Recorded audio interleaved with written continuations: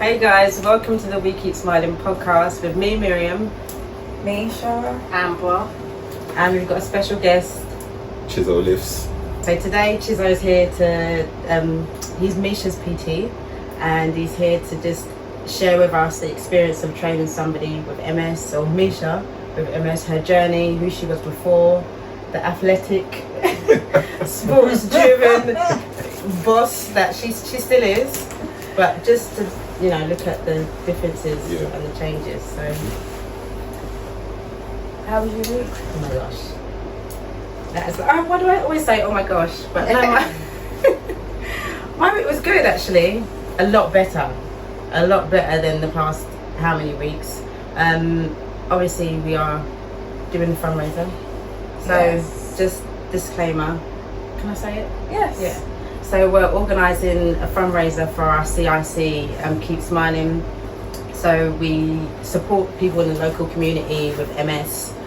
We do one-to-ones, we do group sessions, we, promote a different lifestyle for them to overcome and live with MS. Essentially, we promote training, dietary, different diet, and we want to do more in the local community. So we need money.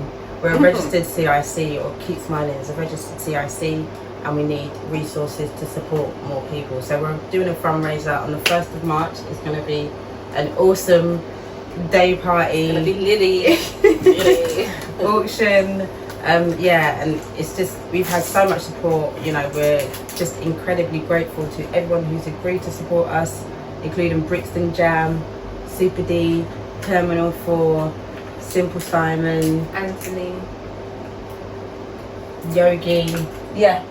the BBC Songs of Praise Choir of the Year, Kudos, Junior Booker, Basil for donating stuff. Sabrina, thank you for donating candles. My gym, there's so much people. Yeah, there's so many people. Lions Society, Get Me to Work, who's donated crazy studio hours to us, to auction. Yeah, because we're doing an auction, so please support us. Please buy tickets. Tickets will be out soon.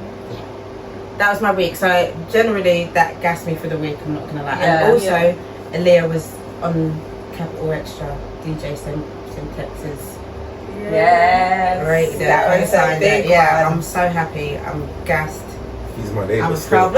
He's your neighbour. He's your neighbour. Yeah. Seven neighbour. Ah, Okay. say hi. Proper. Lix's mum says she's very grateful. Sem's good people, man. No, he is. Proper Yeah. good people. Yeah, he's Always lovely. got time for me. I saw him, man. Last week I was working. We jumped in the car and dropped him station. But sometimes I bumped into him, like he's jumped in the car, then he's like extended the journey all the way to work. So me and him would just chat for like an hour. Yeah, I've always got time for Sem. He even came on my pod. Like he was one of the first people early. Like before I even knew him, I saw him walking down the road. I was like, oh, Semtex, and he was like chatting. I was like, told him I'll do a podcast. Did you do a pod? I didn't even know you'd done a pod. So we got a pod on YouTube. Oh, is it? Yeah. So How's it now going? it's kind of decent. 23k subs now. Okay. So maybe we'll talk after. Yeah. No, it's doing decent. So I asked him, and he was like, "Yeah, whenever." Yeah. Just came down. Oh, so he's proper. The love, I'm so happy. Yeah, I've had a great week because I'm just happy exactly that. Yeah. For the love for Lix, she's a rapper. We're trying, pushing, and for the fundraiser it's gone well. I'm just feeling the love. Feeling the love. So my week. Well, I was happy. I'm coming down from the steroids, which means I'm very emotional. I was talking to the lady the other day when I was at the gym, and I started bawling, and they actually thought I was joking. I'm like, this is steroids. I don't know. It just needs to come out my system, and then I'll be good. But it's coming out, and it's still working. It's still it's still doing my knees. Yeah, but it's a lot. But you're doing well. You look good. Of course I look good. Come on. Joke. This shit easy. We make it look simple. It look easy. It's not simple. We do. It's not simple, but yeah. Misha, what about you? Nah, it's the fundraiser, the fact that we confirmed that Brixton Jam. Proper weight off, And I feel very grateful to all the DJs that are donating their time because, you know, they don't need to. They don't need to, and actually, some maybe not as lesser known DJs are the ones that have said, sorry, I'm not getting paid, I can't do it, which is understandable. Everybody, you know, and I did kind of anticipate that the lesser known DJs might not be in a position. I mean, I do understand why they're I'm not saying that, but do you understand where I'm coming from? That me, from a business perspective, I just think, you know, I might want to be associated with, you know, some more well-known DJs to progress my career. So even when I first started in business, there's some things that I did voluntarily to bump up my experience and like my profile, I guess. But I guess some people just need to get paid. But thank you to Semtex. Yeah. I DM'd him to DJ at our event, you know, maybe give him a nudge that your veteran DM'd him. Other than that, my week's been great. Life is good. The gym's been good to me. I actually went to Reformer this week as well. What's that, Pilates? Reformer Pilates. How was that, Miss? Yo. That shit looks painful. It humbles you. Oh my gosh. It humbles you. It is painful. From the first time I did it in Bali, I said, this is hard. I was humbled because even though I'm disabled, I feel like I'm really... No. Like You're half. You're not really disabled like that. Misha, when it comes to training, you're not...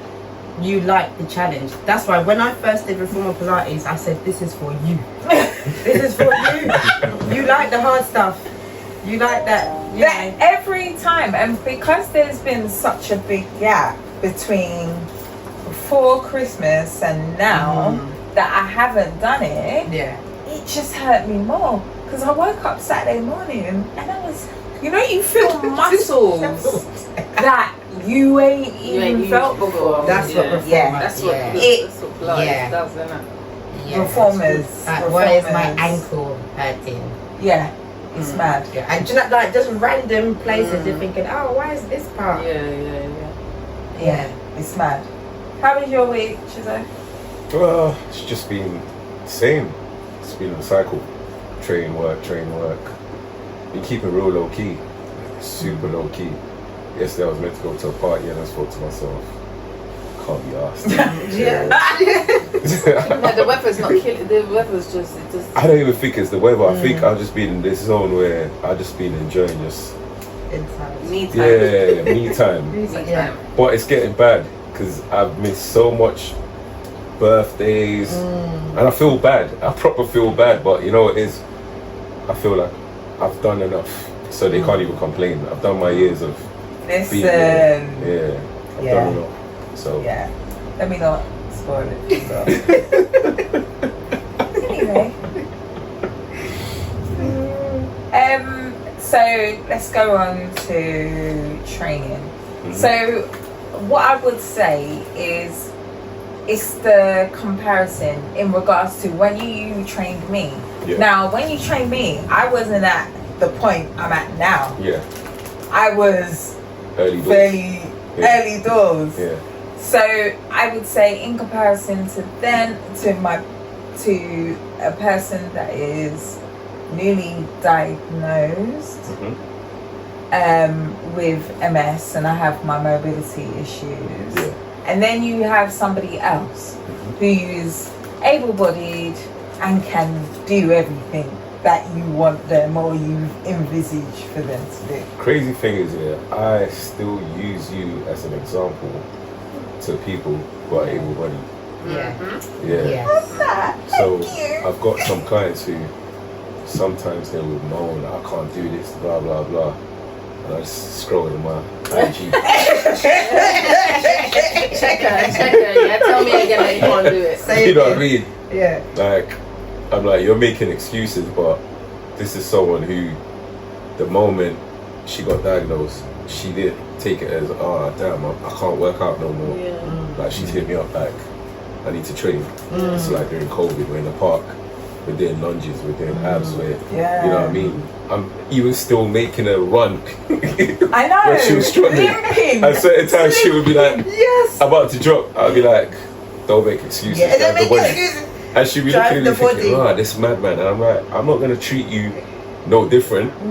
Like, there's no special treatment. I'm going to treat you the same as everyone. And she was just still pushing through regardless. But you know? do you feel like, see when you train someone, because I know, because my personal trainer, she was supposed to come but she couldn't. Yeah. She said to me, because I said to her, because she trains me exactly the same as everyone else, Yeah. but the breaks, so you see after I do a set, Yeah. my recovery, like, so she'll make me rest for about 30 seconds. Yeah. Like, because our recovery time is A bit longer. Yeah. So did you find that with Misha? She was still pushing through regardless. that's Misha. me. Regardless. She was like, still, you know what I mean? Militant. Yeah. So she was still pushing through regardless. Like, but we just had to adapt things. Like, for instance, let's say when she needed to lunge, told her like, lean on the tree, switch position, you know what I mean? Yeah. Little things just to adapt, and she was still making it work regardless, you know? Like, she's still making it work and still pushing through. So, like I said, I use her as an example to people who are more able-bodied and saying to them, you're complaining, but Misha is, you know what I mean? Is pushing through. Yeah. She got a disability, but she's pushing harder than you, you know? So I think a lot of people tend to just make excuses. They say things like, I can't, I won't, oh my body, blah, blah, blah. And I say to them, excuses ain't gonna get you to where you need to be, you know? So, have you ever trained anybody else with a disability or a similar difficulties or mobility Not issues? similar to Misha. Yeah, not similar to Misha. I've trained other people who've got other issues, but not mobility-wise, Yeah. Yeah. Okay, yeah, because I just wanted to know that. Okay, so maybe other people, other disabilities. Do you find that their starting point is the same as someone else, like a completely able-bodied person, or? Nah, definitely not. But slowly they get to that point. They build up and get to that point. Yeah. Because I'm just interested in this drive the body and Misha's mindset. Misha's mindset is completely different. She doesn't take. So we grew up in Brixton and we played for a coach called Jimmy Rogers. So growing up like as young kids in Brixton playing for Jimmy, you tend to find like, fast forward to now, give you an example. In this day and age, if Jimmy was still alive and he was coaching kids with the same mentality, parents would probably be like, no, you can't talk to my kids like that, pull my kids out of basketball, like this is like torture, blah blah blah. But back in those days now, you only had in South, I think you had Brixton Top Cats and you had London Towers. Those were the two teams. So you had to be the best of the best to be in either team. Now you've got so much teams in every school. So if a kid now, a coach shouts at them to push themselves, they're gonna quit and go to the next team. But Jimmy, I think the time when I first came to Brixton, you probably saw me with like my cousin, a whole batch of my friends, and after 2 weeks they all quit. They couldn't take it. No, they couldn't take it. Yeah. I don't think. I don't think kids were dropping like flies. You're talking about Jimmy properly. No, kids were dropping like flies. Jimmy is before I started basketball. Remember, my brother played for the men's team, right? And he used to come home and he used to be like, back then my brother needed money to get trainers, because remember Jimmy had that whole thing of, remember what he done to me? So there was a time here where it was like summertime, I think it was 16, and Jimmy was like, if you lot come every single day to camp, you get free trainers. Tamisha made every day. I didn't make one day because I couldn't walk. And I remember I said Yes. to him, I phoned Jimmy and said, Jimmy, I can't walk. Like, I can't move. I got out of bed. How old was you? I was 16. Yeah. Yeah. 16. Yeah, I got out of bed, I put my foot down and was dropped. And I said, right, I can't walk. So I phoned him. So I can't walk. The next day I came training and he was like, oh dear me. Oh dear me, son. Yeah, he was from Liverpool. Oh. So he was like, oh, you couldn't drive the body, could you? Oh, and he would hit his hand and he's like this. And he'd be like, oh, soft. Didn't give you a trainer? No, he didn't give my trainers. He missed Yeah, the he day. missed one day. I was like, Oh my rah. God, you're And I said to him, Sorry. and I said to him, rah, Jimmy, I used to be the one that used to come to your house to help you every morning. So like every morning before camp, I would go to his house And get all the and balls with get all him. the balls with me, Oh, grab no. all the And drinks, that didn't even bring help. everything. I was like always the one who used to help him every day, and I was like, rah, so I'm helping you every day, and Yeah, but I suppose, so he's a strict, yeah. He stuck to his- was I want to say a revolutionary because I feel like he gave us such a drill sergeant mindset. Yeah. Because that's why, like, my kids don't understand why I am the way I am. That I set up my stuff for gym the night before. I've got everything ready. Yeah. Because it's because of Jimmy. Ingrained in you. I've not stopped training since then. So I've been active from then. Yeah. I met Jimmy when I was 14. So I've been active from Wow. then. Yeah, and This is I can actually say I've been active and I haven't stopped since basketball. Yeah. Like he was different. Wow. Like Jimmy, I'll say the good thing about Jimmy, I always say like, especially like one of our friends, Sammy, during his wedding, Jimmy, after when we were talking in reception, he said to everyone, if it wasn't for basketball, he reckons I'd have turned out being one of the baddest kids in my area. And I laughed, and everyone was like, but you're super calm. And Jimmy was like, not the early version of him. I got kicked out of Brixton twice. Wow. Yeah, I remember like one time, it was like in a game, Jimmy said something, I got upset. I kicked the chairs and kicked it towards the ceiling and just bucked out. Then Jimmy's like, yeah, don't come back. So I was like, alright, cool. Then 2 weeks later, I got the phone call, come back to training. Then Jabbar, our other coach, he's like, hold 2 chairs and just hold them. And I'm just in the corner, just holding the chairs. no emotions, nothing. Then Jabbar was like, you're going to learn this time. Character building. It's like, get out of here, man. No, and that's what it was, To be honest, It was, You know, when you're little, you don't understand what it does But for you I think as a this is what's person. missing Yeah, in for a me. lot of our I kids. had a very, very bad temper. And then Oh, sorry. during like between 17 to like 19, a lot of my friends went jail. So I remember like I'll come basketball, I leave basketball like on a Friday, I'll roll around with the man, and then on Saturday I might get a phone call, oh yeah, this just happened there. Where are you? I'm in Birmingham. You're busy. you're I'm in Wales. You're busy. You're playing Manchester. You're playing. You're focused. Jimmy had me. Focus somewhere else. Yeah. Focus on So the other rest of the things. time, like I remember, like I'll be talking to Jimmy and he'll be like, "Oh, we then like after a ball during the weekend, I'll be like, I might go West London to my girlfriend's house." He'll be like, "Yeah, good." And sometimes I used to think, why is he like, you know, but he knew my circle at the time was a bit, you know what I mean? Yeah. So fast forward, I remember like I left Brixton for a year and I was playing for Northwest. I was playing on 20s that year. Then I was up West London most of the year. Then when I came back to Brixton the following year, Jimmy was like, oh, blah, blah, blah. But he kind of understood because I didn't want to be on the...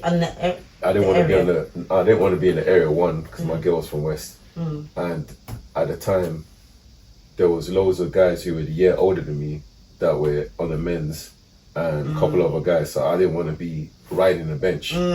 So when I came back now, it was like, he kind of understood why I made that move. Then I kind of said to him as well, so much things were happening on the ends. I just didn't want to be around all the time. So I said to him, like at Sammy's wedding, I thanked him. I was like, if it wasn't for you being around, and if it wasn't for my girl at the time, I'd have probably ended up in jail. Because I remember like even when we were 17 during camp one time, I got into a madness in country show, and one of the people I got into a madness with came to Brixton, Mr. Play, to apologise.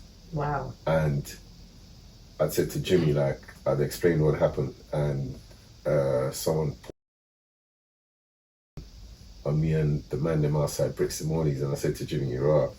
If it wasn't for another person from basketball, Frank, Uncle Frank, that's my older friend. If it wasn't for Frank, what I was about to do that day, I probably wouldn't be saying it right now. Yeah. So I 100% wouldn't be saying it right now. It saved I already you. knew Saved you. what, you know what I mean, what was about to happen, and like, I said, if it wasn't because of basketball, there was so much things that would have gone left for me. Yeah. No, that's really, like, for me, that's proper touching. And like raising a son, you know, it's like me, raising a son in South London, even now, you've seen what the young kids is. You know I what? don't say it's worse. It's not worse. It's different. It's social media that makes it more visible. If we didn't have social media, we wouldn't you wouldn't know as much. We wouldn't know. Clue. But I definitely think there's a change in terms of the age. Like, I think the younger the kids are, the more. No, it's been But like this that. was happening for ages. Like, so I see when people talk about country. No, when people was talking about country, like now, country was happening when I was like. No, I'm not talking about country. I'm talking about the violence. No, it's been like that. It's been like that. It's been like that. It's just now. It's just more. The first time I saw a girl in school was in year 9. Two of my schoolmates had year 9. They needed it because the amount of madness they were in outside of school from year 9. If they didn't have it, it could have gone left for them. But there's been times where people have tried to run up and then they pulled out, and everyone was like, rah. And people are like, you don't knew this, and I was like, we thought at the time, it was normal. It's just there wasn't no social media. You know what it is? You know what's happened now? So back in the day, I think like we respected our elders. That's what I think. There was like a hierarchy. Now there's no because if the Pitney kicking off, and that, like, we're olders now. Do you know what I mean? And we say be quiet. We might get. We might get. Back in the day, if somebody told us, like, be quiet, we're like, sorry. There was like name brand olders from certain areas. But there's name brand olders now, but they don't respect them. No one respects them. No one respects them because there's no hierarchy, there's no nothing. It's just everyone is like. And the thing now is, if you get down a name brand, you get thrown up in a hierarchy. Is it? Yeah, but what hierarchy? With the kids? With the kids. So, I'll give you an example. So, this is probably like 20... This really isn't about MS, but... Sorry, no, but... Sorry, guys. You know, it's a part of it. And it's a part of life. It's life. Life be life. 2010. So, one of my friends, he's from Peckham. And he used to rap before Chester. And was known as a bad youth from Peckham. And remember during the era before, Brixton and Peckham didn't like each other. But me and him was friends from childhood, from probably about year 9, year 10. I'd gone to Old Kent Road to try and get gold teeth, and everyone used to go to a dentist across from West Norwood. No, this was Old Kent Road. I used to go to a dentist across from the Tesco at the time.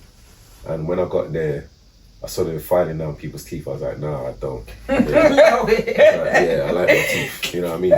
So that's what I just thought it was just going to be like cap over and that was it. So I decided not to do it. So my friends have all got theirs. We've come out now. And I've seen like 30 Peckham boys across the road. I said, oh my God. I said, we're about to die today. You know what I mean? Say your last prayers. It's over. Mom, I miss you. You know, that they've crossed the road now. then they said, oh no, they're from Brixton, but they're cool.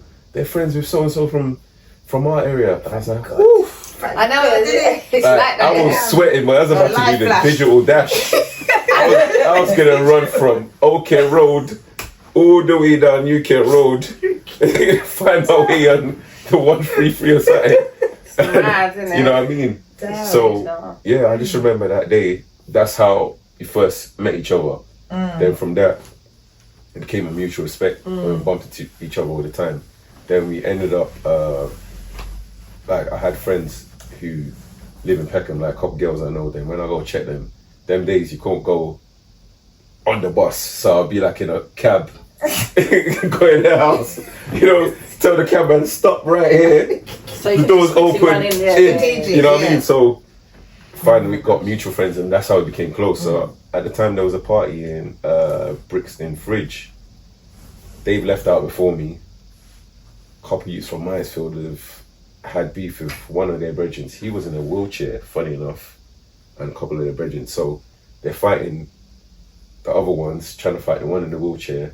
I can fight someone in the wheelchair. Madness. And that's crazy. Like, Madness. I'm not laughing. no, I know who you're talking about as Yeah. well. Is he from Peckham? Yeah. Yeah, at I the know who time. you're talking Yeah. about. Yeah. Yeah. Yeah, I think I he know you're talking might be dead now. I'm not Yeah, sure. he is. Yeah. Yeah. But Unfortunately. they was trying to beef him. He was in a Equal wheelchair. opportunities for real. I know. Ops have no. Yeah. There's no limit. There's So no limit. what's happened now is I'm still in Fridge. A girl's run past screaming, and I thought, huh? Then the next girl's run and said my name and said, oh, your friend who you was with in the party, he's getting right now. So I've run out now, and I've seen one of the younger youths from Fields, but I know him because I've known him since I was a little kid, and his mum and his older sister originally lived where I lived, and he used to come to the court. I used to play basketball and he used to play with me as a kid. And I'm seeing this little kid with the big laying into my brethren, and I've just shouted his name, and he just looked and said, "Are you man? No, that's," and they've all cleared out. How did you But find then out? listen, it's too So late. then everyone said if I was out there, that wouldn't have happened When it happened, yeah. because they had respect for me. Yeah, the for youths. you, yeah. You know what I mean? But you And then- was the police. Then what's happened after? There's an ambulance. It was going somewhere else, but I stood in the middle of the road, and I said, "No, you're not moving." Yeah, Oh, You need to So my other deal. friend is holding his jumper over, To to stop Thingy, the stop bleeding. compress the, the, yeah. Then the chest is gone. Hospital. He was there for a while. He's got like a nasty scar down his stomach. Then while he was in the hospital, he was fuming. He was gonna. But thank God he made it. I'm not gonna lie. The scars. he was fuming. He was gonna get his lick back on you, but I had to beg him. I was like, no. I was like, this is. It not. don't stop. I said, it's not gonna stop. I said, Yeah. you're out of that age group. At the time, we were like 25, 26. I was like, you can't be warring the youth. 16, 17-year-olds. Yeah. I said, there's a draw up. You Oh know what I my mean? gosh, You're out of that yeah. age group. Yeah. Like, stay out of Just it. You know what I leave mean? Then I'd seen the youth, and I told him, like, right, my man was gonna get you. You know what I mean? Yeah. But I said, that can't happen. Because I said, you're my brethren, and this is like, you know what I mean? This is like the little ones from. So I said, out of respect for me, you can't. Yeah. just- So you did. So he Thank did God it. for you, Chiso. Thank But God. it's, just- it's mad because now that I think he's in jail. He's been in jail for like a minute now. You know what I mean? But I remember when I used to coach basketball at his school as well before that incident, and that was probably like 2-3 years prior to that.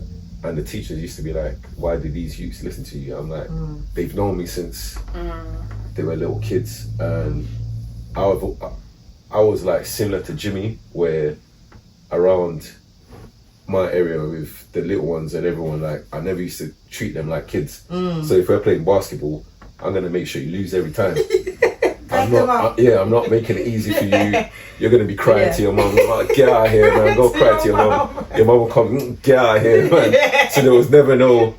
So my mentality was like, it was always equals. I always treated them as an equal. I never used to I never used to talk to them like they was kids. Little kid, yeah. You know what I mean? So there was always that respect because they always knew that I wasn't trying to sun them, but I was trying to show them that the world is tough. So you better, It's real life, yeah. you know what I mean? Yeah. So that's why I thank Jimmy for being around because he kept me away from all of that because I could have been, Thank God. because from young I could fight. Yeah. So I knew another reason my friends will follow me is like, you lot have got issues. You know who the fighters are.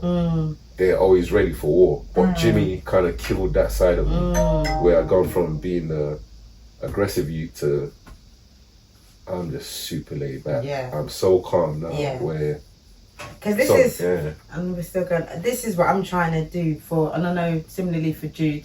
yeah. Sorry, this is, we've got boys. Yeah. So I'm trying to channel his energy, because Put them in sports. that's exactly Yeah. what I've been, that's exactly. Especially Jude, boys who got a lot of energy.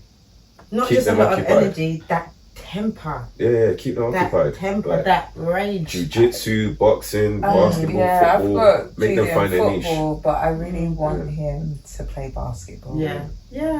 My heart's desire is that Jude does training at Brixton, right? That will, Yeah. I think I will cry. Oh. But you know, They got Wayne now, Wayne Henry, and he's militant as well.